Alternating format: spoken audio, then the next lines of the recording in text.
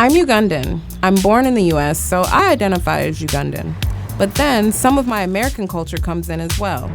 And I am here exploring Little Kampala to learn more about the Ugandan community.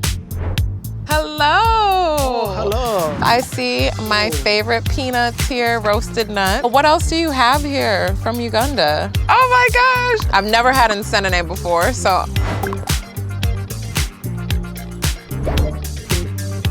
How does it taste? More like shrimp or? It's salty. Mm-hmm.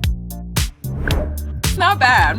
My dad used to love this. You know, when we were at Pearl of Africa earlier, I have never had nsenene. And my mother is from Masaka, imagine. But I tried it at the store earlier. It's a delicacy, you know? Maybe not one for me, but it's a delicacy. My mom, she only eats it in Uganda when they're fresh. She doesn't eat them when they're imported. I had nsenene.